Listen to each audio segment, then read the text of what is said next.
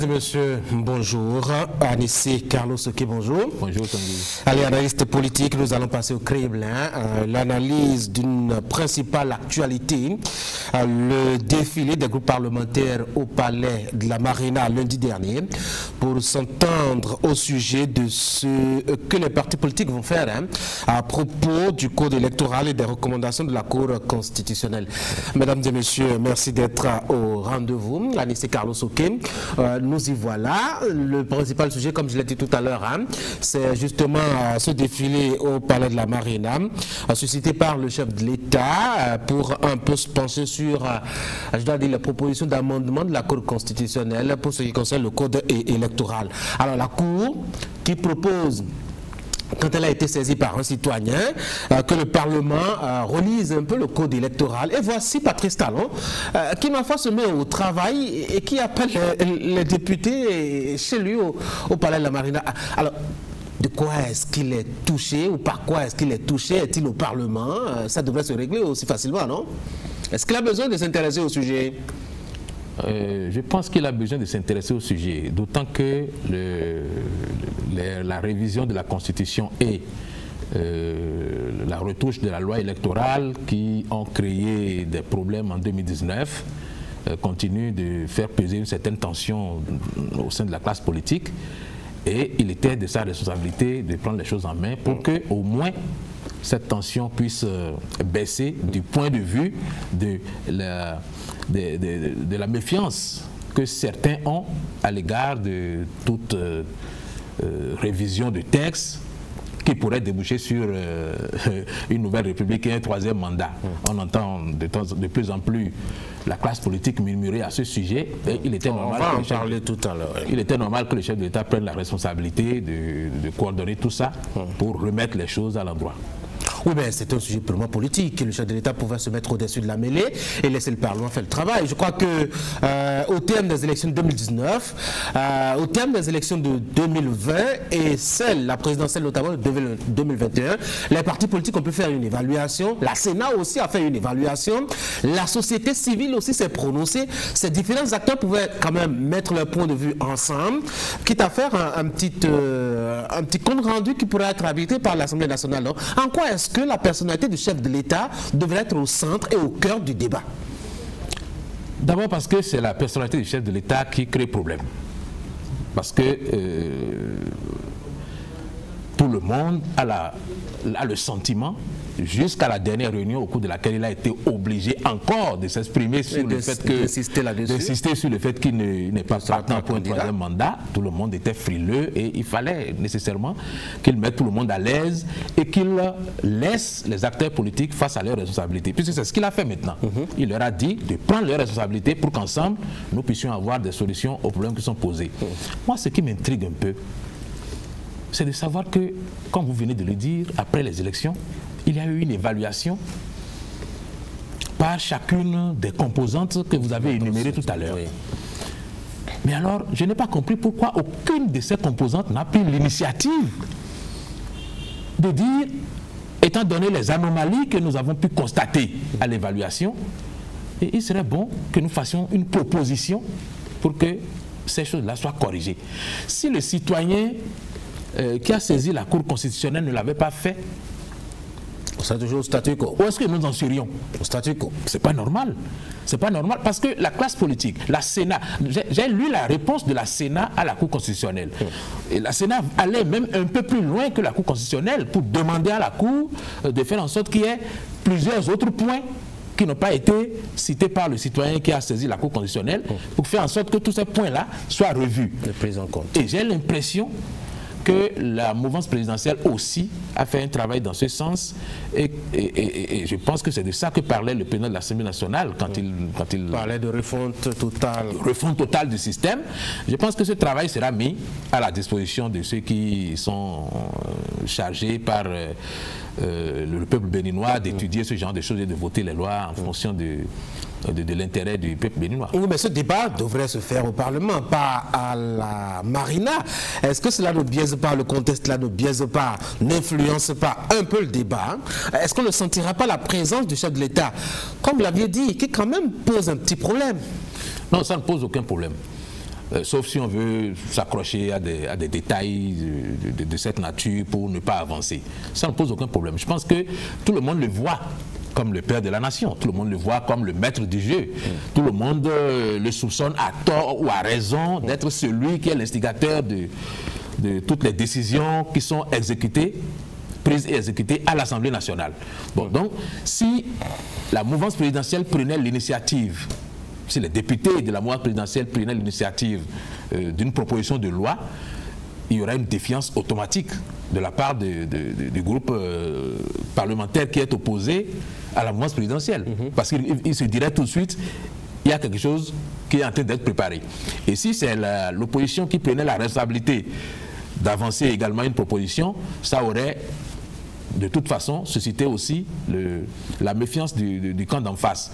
Donc c'était bon, il était bon que ce soit le chef de l'État en tant qu'arbitre qui appelle tout le monde et qui mette tout le monde d'accord d'abord sur ce qu'il faut faire et ensuite sur la conduite à tenir pour que tout le monde participe à la modification de la loi électorale sans la peur au ventre que cela va créer une troisième république et entraîner un troisième mandat.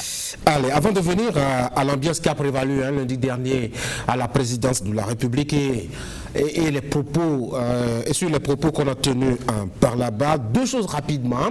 D'abord les amendements proposés par la Cour constitutionnelle et puis le silence curieux, assez curieux alors, des acteurs concernés directement. Je veux parler des partis politiques, je veux parler de la société civile, je veux parler de la Sénat. Vous avez compris pourquoi ils sont à mon pied depuis?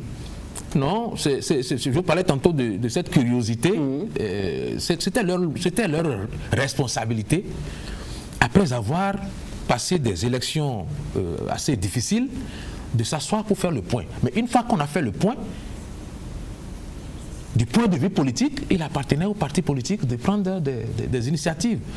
Bon, moi, je n'ai pas compris pourquoi, si ceux de la mouvance présidentielle ne l'ont pas fait, ceux de l'opposition ne l'ont pas fait également, ils ont préféré introduire une loi d'amnistie plutôt que de trouver le moyen de faire des élections. Le proverbe africain dit chacun gratte là où ça l'ennuie un peu. C'est bien possible, mais je pense que la priorité était plutôt de travailler sur les lois qui sont en vigueur pour que nous n'ayons plus du tout de raison de craindre une quelconque injustice au cours des prochaines élections. Mais j'ai trouvé curieux que les démocrates n'aient pas du tout songé à le faire. Ils ont plutôt préféré aller sur la loi d'amnistie qui du reste n'a pas prospéré, mais bon, ils savent pourquoi ils l'ont fait.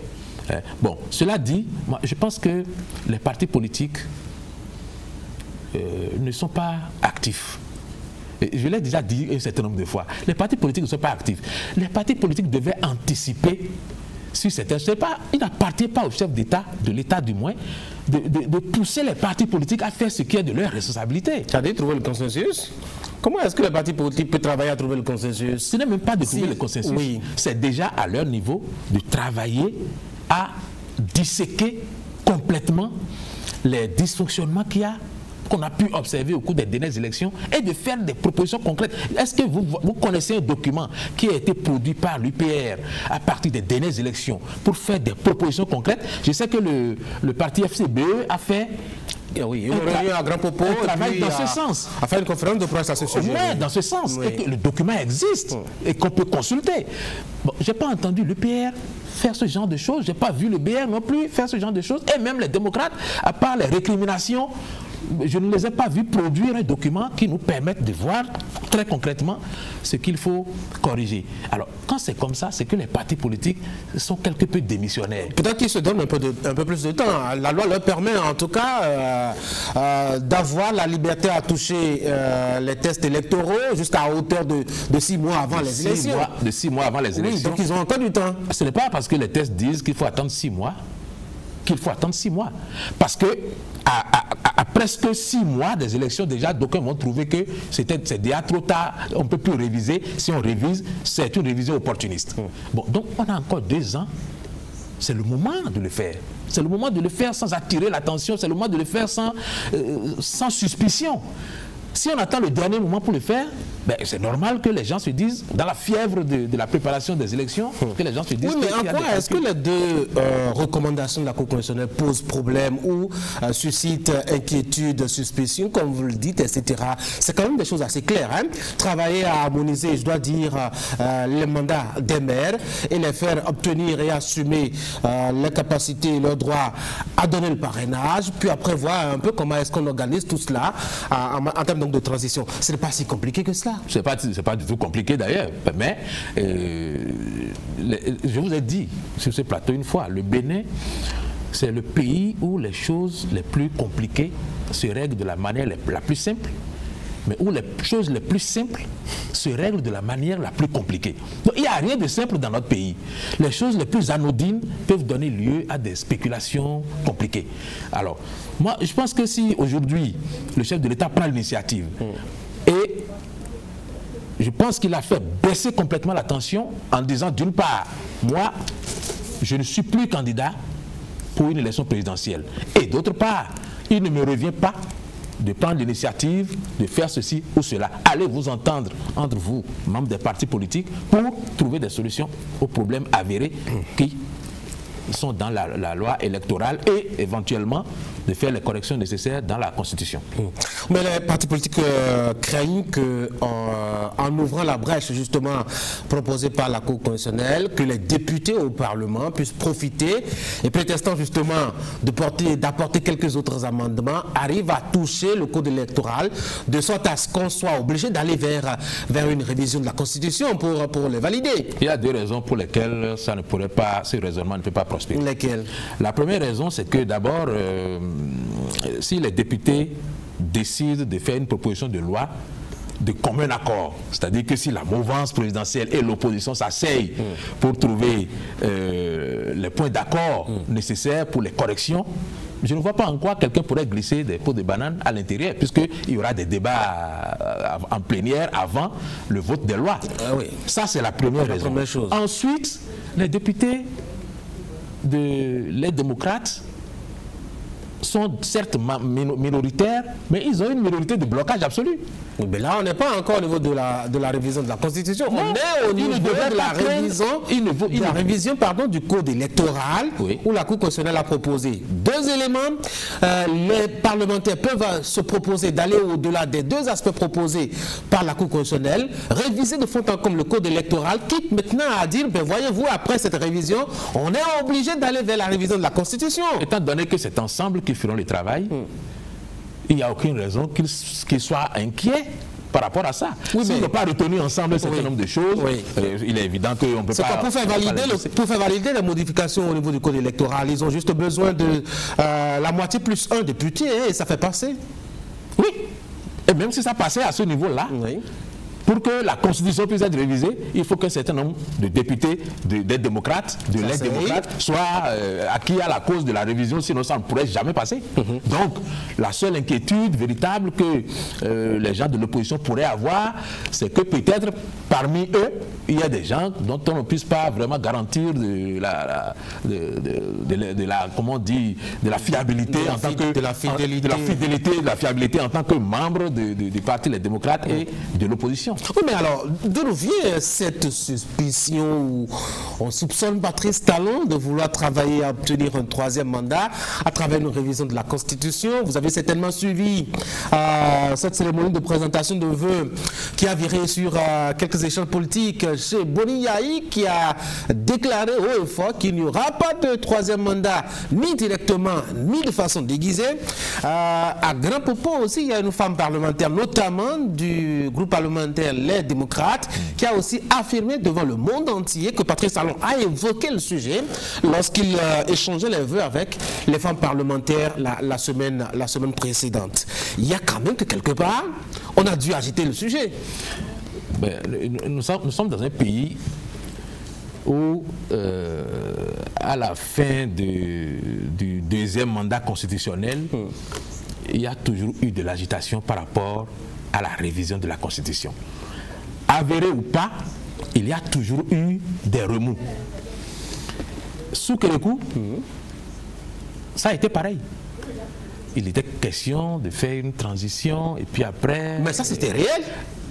puisque lui-même, finalement, on a eu des acteurs qui soutenaient justement ce projet de révision. Il y a toujours, dans les arcanes du pouvoir, des personnes qui considèrent que le président ne peut pas quitter le pouvoir. Il y en a toujours. Et qui prennent les devants et qui font croire au président qu'il a tort de quitter le pouvoir alors qu'il a la possibilité de faire la révision. Je me souviens très bien d'un discours dans lequel, pas un discours, d'un entretien avec les jeunes dans lequel le président Kérékou disait que lui n'est pas un mouton pour croire, pour suivre bêtement ceux qui lui disent d'aller réviser parce qu'il sait qu'à l'Assemblée nationale, ils vont lui faire la fête. Bon, il y a toujours des personnes au sein de la mouvance présidentielle qui font croire au président qu'il peut passer. Boni Yayi a clamé haut et fort que lui n'a jamais eu l'intention de réviser la Constitution pour un troisième mandat. Et que c'était juste pour 3 petits points et que, bon, Mathurin Nago d'ailleurs l'a félicité pour ça. Je ne sais pas trop ce que représente la caution de Mathurin Nago pour que l'Assemblée nationale, publiquement. Deuxième personnalité politique du Bénin. C'était à l'époque, c'était Pipan, n'oubliez pas. Donc, ça n'empêche pas qu'il soit deuxième personnalité du Bénin. Oui, mais ça n'empêche pas non plus de penser que sa lettre de félicitations n'en était vraiment pas une. Maintenant, ce que moi je retiens, c'est que lorsque le président Patrice Talon, qui n'était pas encore candidat, a donné une interview, je crois sur RFI, avec Christophe Bois-Bouvier, le 29 octobre 2012. L'interview du fameux canular. Du fameux canular, où il disait clairement que c'est parce qu'il a refusé de soutenir Boni Yayi dans le projet de révision de la Constitution pour un troisième mandat qu'il est devenu un homme à abattre. Bon, avéré ou pas, ça veut dire qu'en ce moment-là, il y a été question aussi de révision de la Constitution. Donc, qu'on en parle aujourd'hui, c'est une chose tout à fait normale. Il y a toujours dans les arcanes des gens qui agitent ce genre de choses. Et si vous cherchez, vous trouverez des gens très sérieux qui vont dire dans l'oreille du président tous les matins qu'il a tort de quitter le pouvoir en 2026. Qu'il aurait tort du moins de quitter le pouvoir en 2026. Donc, bon, il a pris ses responsabilités et il a annoncé les couleurs. Je pense que maintenant, pour tout le monde, c'est assez clair. Oui, mais la Constitution le dit, la Constitution révisée de 2019 le dit assez clairement. Lui ne peut faire plus de 2 mandats de toute sa vie. De sa vie, oui. De sa vie, de toute sa vie. Réglé, mais Patrice Talon a dû s'obliger aussi à le répéter, en tout cas, pour les compétences qu'on a eues des visiteurs du palais de la Marina. Parce que il y en a même qui continuent de dire qu'en dépit de toutes ces assurances, il faut rester sur ses gardes parce que... Mais les politiques se connaissent, ils savent quel point et quel tour ils peuvent se faire, ils peuvent se jouer l'un contre l'autre. Ça c'est sûr. Donc c'est pour ça que certains continuent de dire que bon, il a beau clamer tout ce qu'il clame là, on ne peut pas lui faire confiance à 100%, mais je considère que si les démocrates ont la moindre inquiétude, c'est parce qu'en leur sein, il y a des députés qui sont... Oui, mais jusque-là, on a quand même une certaine attitude de sérénité après, à part les 2 proclamations-là. Mais est-ce que vous pensez que, je dois dire, les événements de lundi au Palais de la Marina, les déclarations précisément, ça serait quelque chose à l'atmosphère politique-là par rapport à ce sujet? Oui, bien sûr, bien sûr. Je pense qu'aujourd'hui, j'ai le sentiment que la fièvre est tombée. Ah oui? Oui. Honnêtement, parce que j'ai suivi la conférence de presse du Parti Les Démocrates et j'ai l'impression que la fièvre est tombée et que les craintes et les inquiétudes qu'ils avaient ont été un tout petit peu apaisées. Bon, c'est vrai qu'on n'en est qu'aux déclarations pour l'instant. Mais si les choses prenaient la tournure qu'elles prennent aujourd'hui, je pense qu'aujourd'hui... Oui, mais il y a une déclaration qui n'a pas vraiment rassuré davantage. On a vu la sortie d'un certain Ablaye Gounou, membre du groupe parlementaire Bloc Républicain, qui a quand même dit que lors des échanges du Bloc Républicain avec le chef de l'État, il a été question justement de faire quelques retouches légères à la Constitution. C'est pas le mot qu'il a utilisé, mais cela ressemble à peu près à cela, des modifications légères, mais pas matérielles. J'ai oublié le second thème qu'il a utilisé. Cela fait refaire surface. Je dois dire, amène le sujet sur la table à nouveau. Oui, il est clair que si on retouche à la loi électorale, ça pourrait amener à retoucher à la Constitution parce que les dates ont été enfermées dans les textes. Et ça pose un peu problème. Par exemple, le deuxième amendement qui a été proposé, qui n'est pas conforme à l'article 49 de la Constitution, parce que dans la loi électorale, on dit qu'en cas d'annulation de l'élection présidentielle, 5 jours après, il faut reprendre une autre élection. Alors que dans la Constitution, c'est 14 jours. Donc, on peut décider de changer soit dans la Constitution, soit dans la loi électorale. Bon, donc il y a des prétextes, effectivement, et des motifs, effectivement, pour toucher à la Constitution. Mais je pense qu'au-delà de ces 2 points sur lesquels le citoyen Gbagbo a saisi la Cour constitutionnelle, il y a d'autres points que les partis politiques eux-mêmes, que la Sénat et les autres institutions de la République, y compris de la société civile, ont noté. Je pense qu'il sera question de faire un grand recensement de tous ces points-là et après avoir décidé de les harmoniser, ce sera soit dans la loi électorale, soit dans la Constitution, mais j'ai l'impression que quoi qu'on fasse, on touchera un petit peu à la Constitution, mais pas sur les points qui donne des frissons à tout le monde. Est-ce qu'on n'a pas l'impression qu'on est en train de conclure un marché de dupes là? Il y a Patrice Talon qui rencontre les députés, les démocrates, et avec eux, il ne parle que de code électoral. Il les rassure qu'il n'y aura pas de révision de la Constitution, en tout cas qu'il n'est pas preneur, il n'est pas demandeur. Mais au sortir, je dois dire, des échanges avec le BR, on apprend qu'il y aura possibilité de retoucher la Constitution, notamment pour cette disposition transitoire. Est-ce qu'il n'y a pas un marché de dupes qui est... Il n'y a pas un marché de dupes parce que dans la restitution, les députés LD n'ont pas manqué non plus d'évoquer la possibilité de toucher à la Constitution.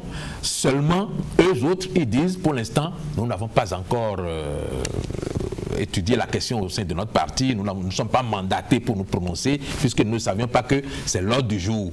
Bon, à partir de ce moment, nous replions d'abord, et puis après, mais ils n'excluent pas du tout l'éventualité de réviser, tant que la révision se fait ensemble et dans une sorte de consensus. Ben alors, quand est-ce qu'ils veulent réviser finalement le code électoral? On attend bien de voir les changements qu'il faudra apporter, parce que nous allons directement vers quand même un grand carrefour électoral qui implique beaucoup de choses. Oui, et il faut faire attention à ce que le cap de 2026 ne soit pas aussi conflictuel que le 2019 et 2021. Bon, et je pense que l'implication directe du président Patrice Talon, c'est justement qu'il a le souci de faire en sorte de laisser le pays dans un état où la relève puisse être assurée sans trop de complications. Ben, j'espère que vraiment cette démarche d'appeler les groupes parlementaires pourrait quand même amener vraiment à ce consensus qu'on vise afin de toucher aux différents tests qu'on veut toucher. Quand on écoute Patrice Talon, quand on écoute Boni Yayi ensuite, et qu'on revient écouter Patrice Talon, on a l'impression que parmi les deux hommes politique là, il y en a un qui n'est pas tout à fait sincère. Et parfois, on a le sentiment que c'est l'un ou que c'est l'autre. Et parfois encore, on a le sentiment que peut-être les deux s'entendent pour nous le faire à l'envers. Oui, pour se payer notre tête. Quand on voit un peu le ton de la dernière sortie médiatique de Patrice Talon, et puis les échos qu'on a eu, l'ambiance qui a prévalu au Palais de la Marina lundi, c'est le jour et la nuit. Hein? C'est le jour et la nuit. Vous voyez? Donc, j'ai le sentiment que peut-être que, contrairement à ce que nous croyons, les deux hommes ne sont pas que des adversaires. Et je pense que ceux qui tablent là-dessus pour avoir des positions tranchées pourraient être étonnés. Allez, on va continuer à parler de cette affaire de révision de la Constitution. C'est vrai qu'on a parlé du code électoral, on a soulevé les aspects qui ont été difficiles à supporter et pour nous faire négocier les élections 2019, 2020, 2021. Aujourd'hui aussi, on a vu que la Constitution aussi souffre de quelques anomalies quand même. Je crois que c'est... On peut la réviser, non? Vous l'aviez dit la dernière fois, on peut la réviser. Il n'y a rien qui s'oppose à la révision de la Constitution. Le plus important étant qu'il y ait un consensus autour, c'est-à-dire qu'on s'entende partout où il est nécessaire de s'entendre pour le faire. Je reviens encore sur le rôle des partis politiques. Vous savez que les partis politiques n'ont pas à attendre qu'on les actionne sur ce genre de choses. Les députés ont tendance à croire que quand on parle de révision de la Constitution, ça ne concerne que l'Assemblée nationale et éventuellement peut-être les partis politiques. Ouais. Non, ça concerne qui d'autre? La révision de la Constitution, ça concerne tous les citoyens. Ah oui? Tous les citoyens. C'est une anomalie que de circonscrire le débat au sein de la classe politique en pensant que la société tout entière est représentée. Non. Vous savez, quand vous donnez mandat de représentation à quelqu'un, les députés sont nos mandataires. Alors, quand les députés reçoivent mandat de nous représenter, ça ne veut pas dire que tout ce qu'ils ont à dire là-bas... Ils ont tout le pouvoir. Non, ils n'ont pas tout le pouvoir. C'est de ça que je parle. Les députés ne doivent pas considérer qu'ils ont tout le pouvoir. Quand je vous envoie me représenter, c'est parce que tous ensemble, nous ne pouvons pas aller voter. Oui, c'est clair. C'est pourquoi je vous dis, bon, vous restez. Mais sur des questions essentielles. Oui, mais s'il y a des questions essentielles, avant même de vous rendre là où il faut aller voter, venez me consulter. Oui, mais si la loi n'établit pas de restrictions, pourquoi je devrais me faire des réserves? On m'a dit, je suis mandaté, je me prononce au nom de celui qui m'a mandaté. Il y a l'esprit de la loi. La démocratie, ça ne s'improvise pas. Il y a un esprit de la démocratie. Lorsque des militants s'engagent dans des partis politiques, c'est pour prendre part au débat politique. On ne peut pas faire des militants du bétail électoral juste s'intéresser à eux quand il y a des élections. Pour le nombre de suffrages. Pour le nombre de suffrages. Et puis juste après, ils ne représentent plus rien. On se met dans notre petit cercle politique et on décide toi à leur place. Les militants qui ont, les électeurs qui ont délégué pouvoir aux députés, pour les représenter à l'Assemblée nationale, n'ont pas délégué leur cerveau. Vous serez surpris si vous allez même dans des organisations paysannes demander l'avis de ces paysans-là sur des questions qui sont dans la Constitution que vous voulez réviser. Vous serez étonné de leur avis. Ah oui, sérieusement, même si la question ne touche pas directement la vie paysanne et leur quotidien. Mais parce que lorsqu'on touche à la Constitution, c'est le président Boni Yahi qui a dit il y a quelques jours que c'est l'ADN des Béninois. Oui. Lorsqu'on touche à la Constitution, ça impacte la vie de tous les citoyens. C'est automatique. Lorsqu'on touche à la loi électorale, ça impacte la vie de tous les citoyens. C'est automatique. Lorsqu'on touche à la réforme du système partisan, à la loi sur la réforme du système partisan, tous les citoyens sont impactés tout de suite. Donc, on ne peut pas ne pas les consulter sur ces questions. Mais on ne peut pas faire un jeu de ping-pong éternellement. Hein? Non, ce n'est pas un jeu de ping-pong éternel. C'est qu'on n'attend pas normalement que la question soit mise sur la table avant que les partis politiques prennent l'initiative. C'est de leur responsabilité d'animer le débat politique en faisant descendre dans toute la verticalité structurelle de leur parti les questions qui sont posées au niveau de l'Assemblée nationale et qui impactent la vie de tout le monde. Mais jusque-là, les partis politiques ont des démembrements partout. Jusqu'au niveau arrondissement, jusqu'au niveau village. Vous n'allez pas penser que les citoyens qui n'ont pas le doctorat ou bien qui n'ont pas l'agrégation ne sont pas capables de produire des idées qui fassent notre mais là-dessus, si les partis politiques sont encore silencieux, on peut leur trouver raison. Non, le sujet n'est pas encore à l'ordre du jour, puisque du côté de la mouvance, on dit il n'a jamais été question de ça. Mais d'où vient-il que le parti croise les bras et attend que le sujet soit à l'ordre du jour avant de s'y intéresser?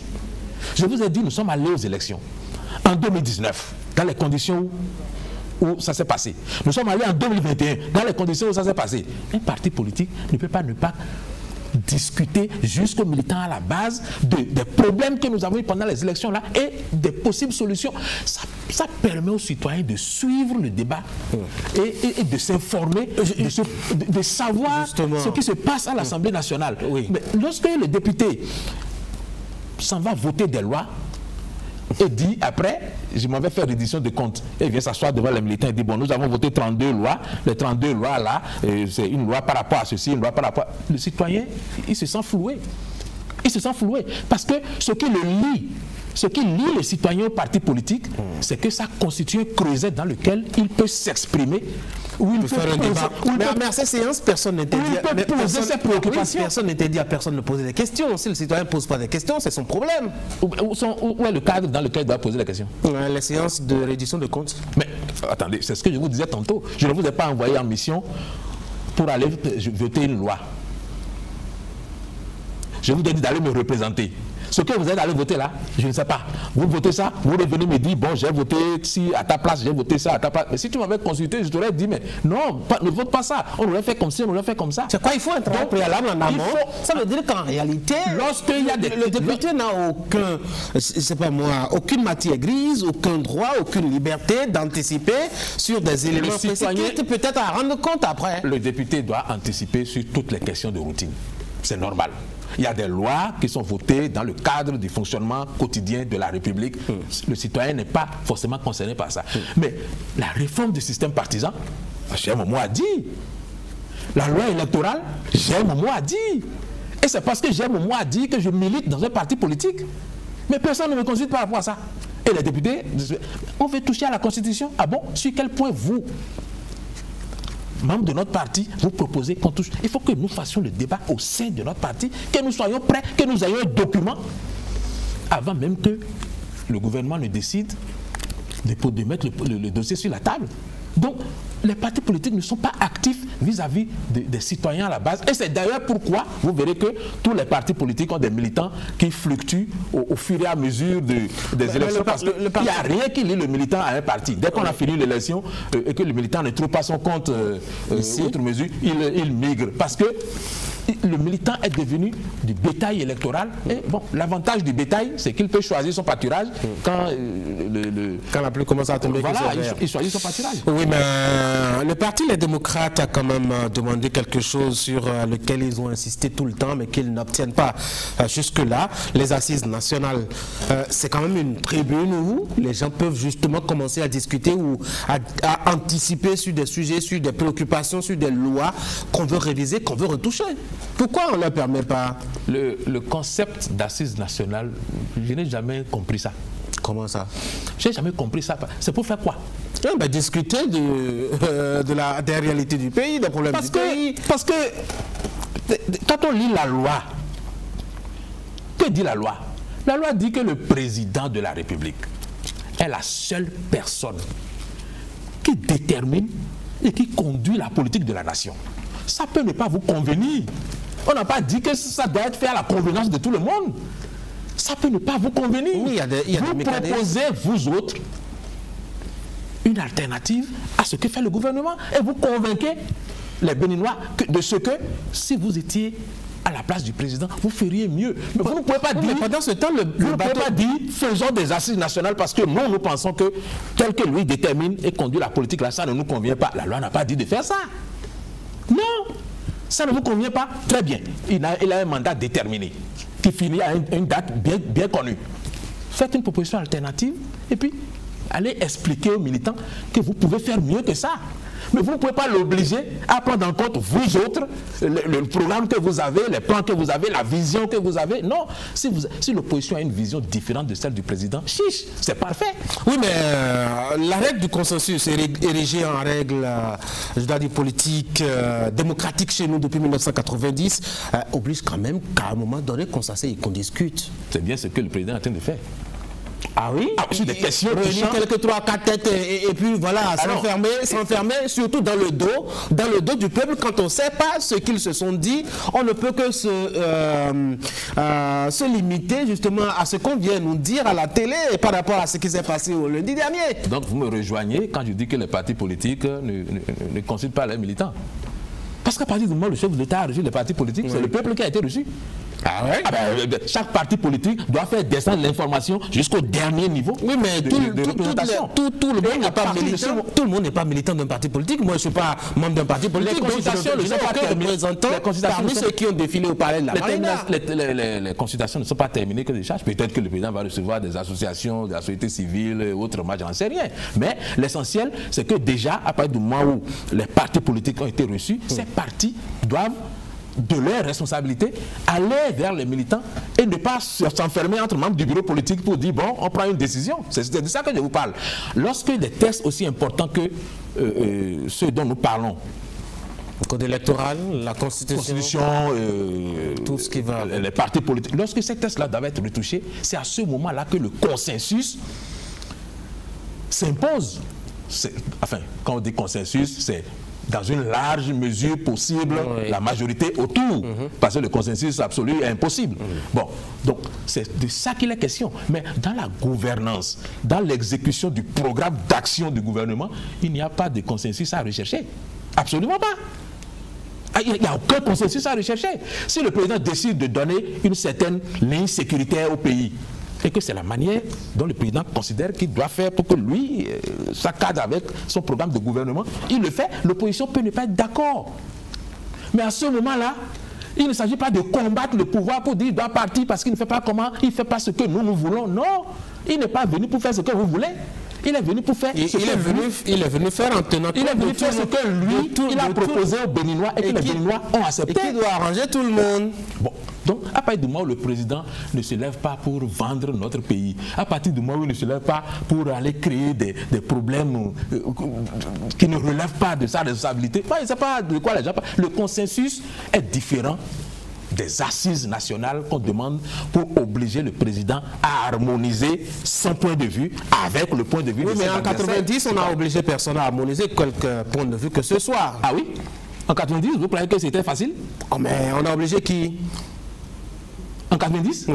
Ah, je ne sais pas si vous étiez là, mais j'étais pas là, les délégués à la conférence nationale jusqu'au dernier jour n'étaient absolument pas convaincus qu'ils sortiraient indemnes de ces assises-là. Pourtant, ils sont sortis indemnes de la bonne volonté d'un chef d'État. Exactement. Pourquoi est-ce qu'on ne peut pas avoir cette bonne volonté pour organiser ces assises? Ça n'a pas tué Mathieu Kérékou dans le temps. Les assises qu'on avait organisées à l'époque, ce n'était pas pour travailler sur le programme d'action du gouvernement, c'était pour changer la nature du régime, pour changer complètement le régime de l'État. C'est totalement différent. Un président qui est élu, qui est en exercice et qui travaille, qui déroule un programme qui a une échéance que tout le monde connaît, il va faire des assises nationales. Pourquoi? Ça n'a aucun sens. Parce que 3 élections successives vont provoquer des morts, par exemple. Les morts que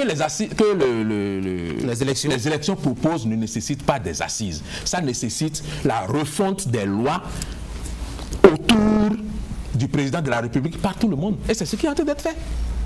Les lois chrysogènes doivent être revues par tout le monde. C'est tout. On va besoin d'assises nationales pour ça.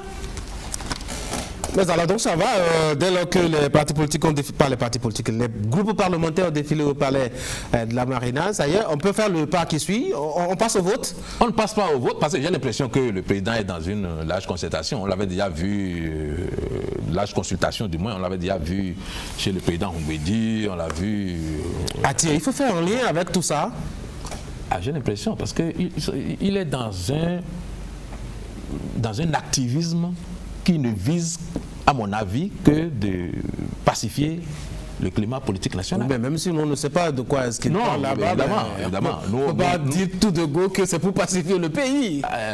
C'est pas pour le contraire, puisque de toute façon, c'est à son initiative qu'il a reçu les groupes parlementaires. Donc, ça veut dire qu'il travaille à ce que tout le monde s'entende sur ce qui est nécessaire pour emporter notre consensus. Bon, maintenant, pour ce qui est de son programme d'action, ça ne relève que de sa responsabilité. Et il rendra compte aux Béninois à la fin de son mandat. Et si les Béninois sont bien contents de ce qu'il a pu faire pendant les 10 années là, bon, s'il se met derrière un candidat, les gens vont voter pour la continuité. Bon, maintenant, si les gens ne sont pas contents, ceux qui proposent un programme alternatif vont l'emporter. C'est aussi simple que ça. Mais il faut que dans notre pays, nous soyons conscients de ce que les deux visions doivent se côtoyer sans jamais fusionner.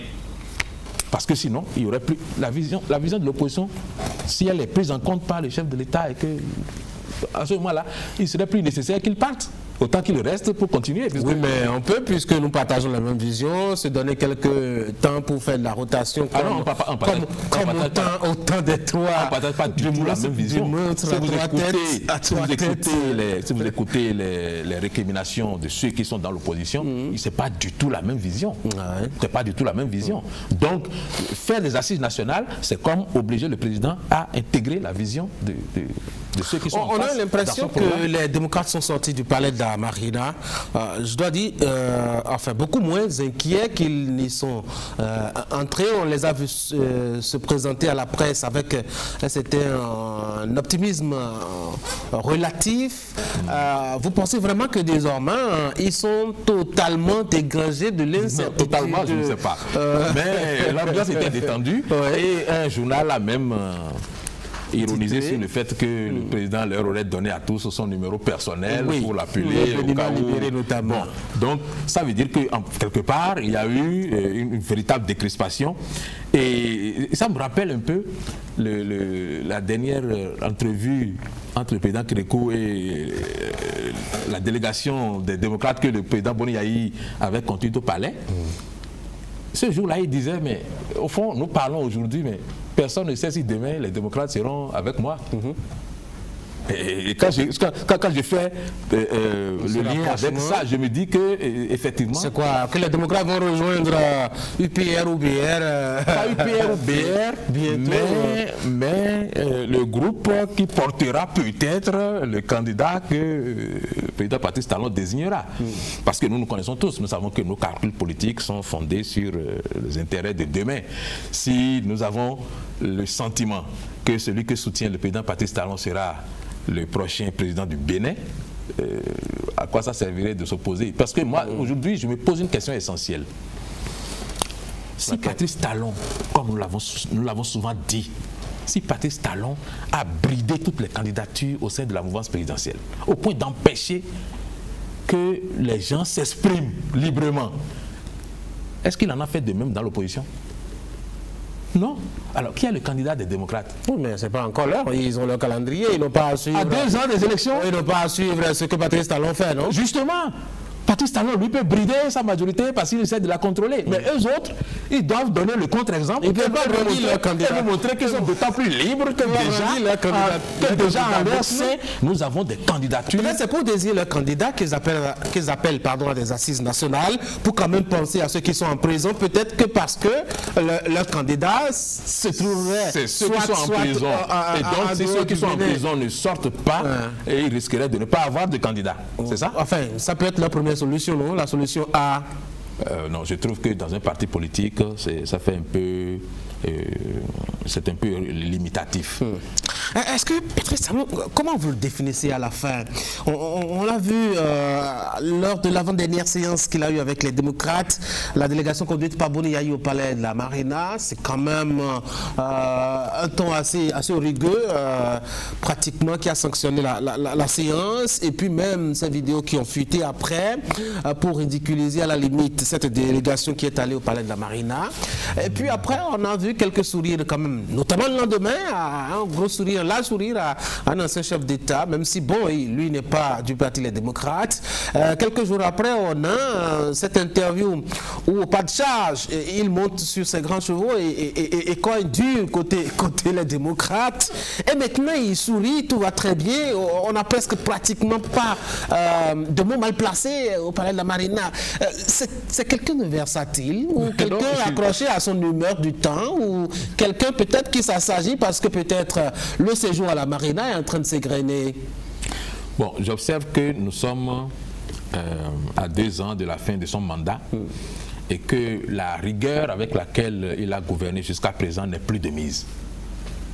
Et il n'est plus possible qu'il continue à gouverner avec la même rigidité que par le passé. Pour la simple raison qu'il va vers la fin de son mandat et qu'il souhaite certainement que son action puisse se pérenniser. Alors, il faut rechercher un large consensus autour de l'équipe qui va conduire le pays dans les prochaines années, et il n'exclut certainement pas de trouver des partisans au sein de l'opposition. Mais il y a un gros risque pour lui de chercher maintenant le consensus. Tout ce qu'il a bâti au forceps, à la limite, en forçant certaines portes, en cassant des serrures, etc. Si c'est maintenant qu'il faut négocier pour... ça ne veut pas dire qu'il faut remettre en cause tout ce qu'il a fait. Ah oui? Non, au contraire. Ça signifie tout simplement qu'il faut trouver des alliés. Et des alliés, c'est des gens avec qui tu parles et qui comprennent ce qu'ils ne comprenaient pas hier parce que vous ne parliez pas. En fait, c'est ça qu'il s'agit. Donc, il peut trouver des partenaires aujourd'hui parmi les démocrates. Vous pouvez commencer par voir parmi les démocrates des gens dire, en fait, il a fallu que je parle avec le président pour comprendre ce que je ne comprenais pas hier. Bon, c'est dans l'air du temps et c'est normal parce que nous allons vers la fin d'un mandat et qu'à la fin du mandat, les cartes se redistribuent toujours.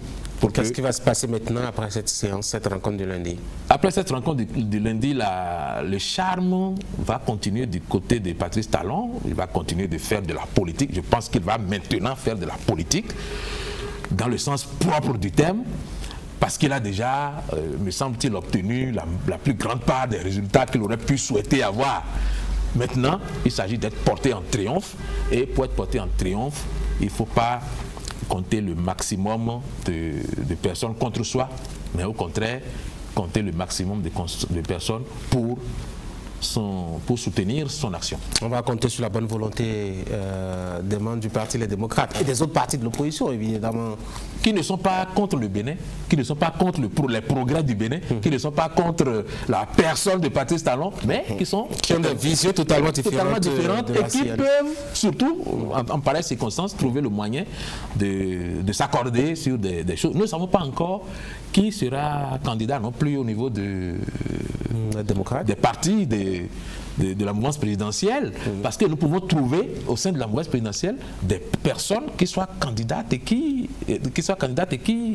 trouvent le moyen d'aller négocier au sein de l'opposition et d'avoir des partisans de l'autre côté aussi. Mais pourquoi pas? Toutes les cartes seront redistribuées, c'est absolument certain, et je pense que nous allons vers une sorte de mercato que nous avons toujours connu à 2 ans de la fin du mandat présidentiel. Le pronostic de Patrice Talon de voir les choses vraiment bouger à 6 mois des élections, ça va être un faux pronostic en tout cas. Et c'est pour qu'il soit bien démenti par les événements. Absolument. À l'allure où vont les choses. Parce qu'à l'allure où vont les choses, je pense qu'il y aura un peu plus d'animation qu'il aura prévu lui-même. D'autant que nous observons qu'à l'intérieur de la mouvance présidentielle, ça grouille et que ça pourrait même... ça grouille et ça grogne. Ça grouille et ça grogne et ça pourrait même imploser avant terme. Absolument. Bon. Et je pense que c'est tout ça qui fait qu'il est dans la démarche du charme, dans l'activité politique pour asseoir un peu sa vision des choses. On essaie Carlos Soké, merci. C'est moi qui vous remercie. Mesdames et messieurs, c'est la fin de cette émission. Merci d'avoir été des nôtres. Vous passez d'excellents moments en compagnie des programmes de Canal 3 Bénin.